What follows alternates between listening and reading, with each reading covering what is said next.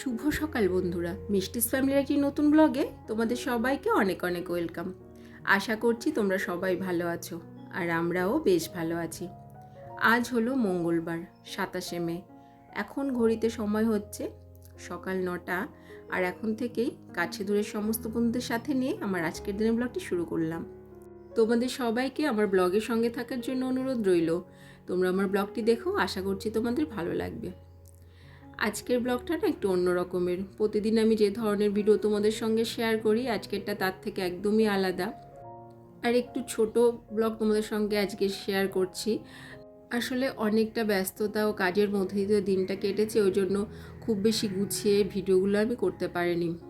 তো যাই হোক, যতটা করেছি ততটাই তোমাদের সঙ্গে শেয়ার করছি। আর আজকের ব্লগটা একটু দেরি করেও শুরু করেছি, প্রায় 9টা মতো বেজে গেছে এখন। আর আকাশের অবস্থা দেখো, ওয়েদারটা দেখেই বুঝতে পারছো যে কি ওয়েদার চলছে। আর এটা তো পুরো একটা সপ্তাহ জুড়ে চলবে। আর এরকম ওয়েদার হলে না ভালো লাগে না। কোনো অনুষ্ঠান থাকলে, ছোট অনুষ্ঠানও যদি বাড়িতে থাকে, এরকম ওয়েদার হলে ভালো লাগে না। তো যাই হোক, চলো আজকের ভিডিওটা তোমাদের সঙ্গে শেয়ার করি। তো আজকের দিনটা তো আমার জীবনের সব থেকে গুরুত্বপূর্ণ একটা দিন। আমার ছেলের বার্থডে। ওর আজকে 6 বছর পূর্ণ হচ্ছে। ওর 5th ইয়ারের বার্থডেটা অনেক বড় করে সেলিব্রেট করেছিলাম, তাই সেই ভিডিওটাও আমি তোমাদের সঙ্গে শেয়ার করেছিলাম, 1 বছর আগের ভিডিওটা। সেদিনও যেন রিমেল ঘূর্ণিঝড় ছিল। মানে প্রতিবারই না এই টাইমটা আসলে ঝড় বৃষ্টি হয়, তো কিছু করার নেই, সময়টাই এমন। তো আজকে তো খুব বেশি বড় করে আয়োজন করছি না, মানে আমরা আর আমার যে কাকা শ্বশুরেরা আছে পাশেই যারা থাকে, বাড়ির লোকজন মিলেই ছোট্ট করে একটা অনুষ্ঠানের আয়োজন করেছিলাম।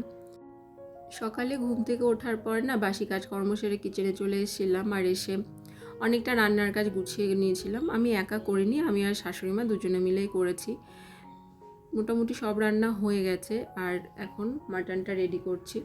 মশলা টশলা আর সমস্ত কিছু আর যা যা সবজি টবজি কাটাকুটি ছিল আর কি কালকে রাতেই না করে রেখেছিলাম, ওই জন্য এত সকালের মধ্যেই রান্নাবান্নার আয়োজনটা কমপ্লিট করতে পেরেছি। তো আজকের মেনুতে রয়েছে সাদা ভাত, ট্যাংরা মাছের ঝোল, চাটনি, পাঁপড়, মিষ্টি, এগুলো তো আর বলার অপেক্ষা রাখে না, এগুলো তো থাকে। আর ডাল, পটল ভাজা, আর করেছি ফ্রাইড রাইস। আর এই মাটনটা হলেই না হয়ে যাবে রান্নাবান্নার সমস্ত কিছু। আরও হ্যাঁ, পায়েস ছাড়া তো আমরা আমাদের বাঙালিরা জন্মদিনটা ভাবতেই পারি না, তাই না? ট্যাংরা মাছের ঝালটা আমার শাশুড়িমা রান্না করেছেন আর বাদবাকি রান্নাগুলো আমিই করেছি। তো এখন মাটনটা দেখো কষিয়ে ঢাকা দিয়ে রাখলাম। আর চলো তোমাদের দেখাই কি কি রান্না এগুলো হয়েছে। তো এগুলো তো বলেছি কি কি হয়েছে। আর পায়েসটা না আমার শাশুড়ি মা করেছেন। ওনার মতো ভালো পায়েস আমি হাজার চেষ্টা করেও পারি না রান্না করতে, ওই জন্য ওটা মার উপরেই ছেড়ে দিই। আর পায়েস করলে একটু বেশি করেই করা হয়, সবাই খাবে আর 2-3 দিন রেখেও খাওয়া হয়। তার জন্য দেখো এই যে করে টিফিন বাটি করে করে না রেখে দেওয়া হয়েছে। তো রান্নাবান্নার কাজ তো প্রায় হয়ে গেছে আর এখন স্নান সেরে ঠাকুরঘরে পুজোটা সেরে আমি এই যে চলে এসেছি আমাদের এখানে যে বদ্রীনাথের মন্দিরটা আছে, বাবা ভোলেনাথের মন্দির, সেখানেই পুজো করতে। প্রতি বছরই ওর জন্মদিনের দিন আমি ওর বাবা এখানে পুজো দিতে আসি। ওর এই 6 বছর পূর্ণ হলো, 6 বছর ধরেই আসি। গত বছর তো ছেলেকে আনতে পারিনি, রিমেল ঘূর্ণিঝড়ের মধ্যে, মানে মারাত্মক ঝড় বৃষ্টি হচ্ছিল, কিন্তু আমরা দুজন এসেছিলাম, আমি আর ওর বাবা। তো এবারও ঝড় বৃষ্টি হচ্ছে কিন্তু একটু কম। আর এবার ছেলেকে নিয়ে এসেছি, ওকে এনে আজকে ওকে না আমি হাতে ধরে পুজোটা করালাম। এর আগে কোনো দিন ও পুজো করেনি। ও আসে এই মন্দিরে এসে ঠাকুর নমস্কার করে চলে যায়, কিন্তু আমি আজকে ওকে হাতে ধরে ধরে সব কিছু করাচ্ছিলাম। বলে না, নিজের একটা মানসিক শান্তি, একটা আত্মার সন্তুষ্টি, সেটাই। আর এই বাবার কাছে, বাবা ভোলেনাথের কাছে আসলে না সে শান্তিটা আমার লাগে। ওই জন্য এই দিনটা আমার হাজার ব্যস্ততা থাকলেও আমি কখনো মিস করি না এইখানে আসতে।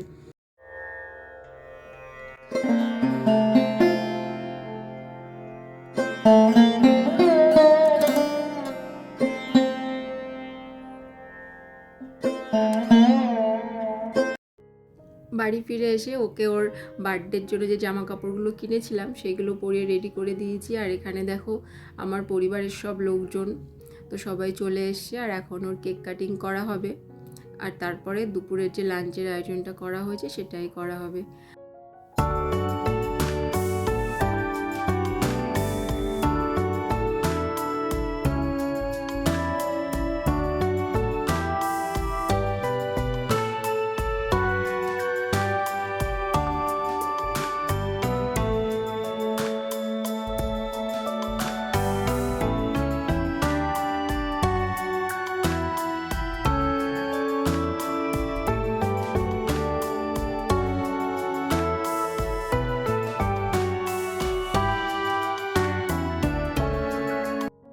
এখানে তো বাড়ির সবাই আছে আর ওর কেক কাটিংও হয়ে গেছে। আর আমার ছেলে তো বাড়িতে একটাই বাচ্চা, আর আমার শ্বশুর মশাই ছাড়াও আমার 3 কাকা শ্বশুর আছেন, তারপর কাকিমারা আছেন। ওই জন্য বাড়িতে না ও সবার ভীষণ আদরের। আর প্রত্যেকে মিলেই ওকে আশীর্বাদ করছিল, ব্লেসিং দিচ্ছিল, যার জন্য অনেকটা সময় লেগে গেছিলো এই সমস্ত আশীর্বাদের পর্ব মিটতে।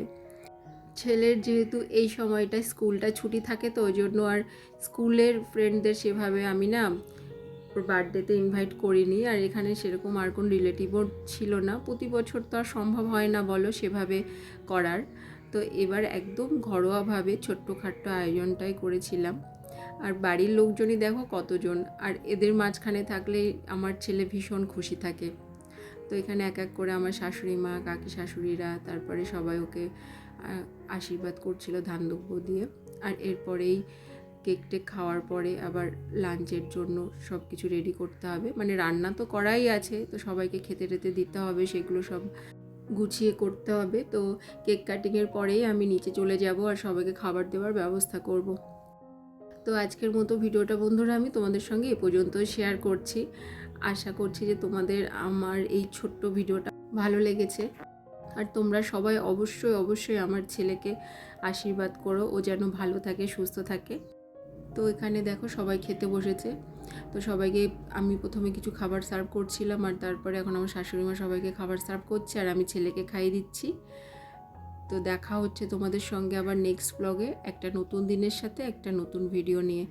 তো তোমরা সবাই ভালো থেকো, সুস্থ থেকো, সবাইকে টাটা।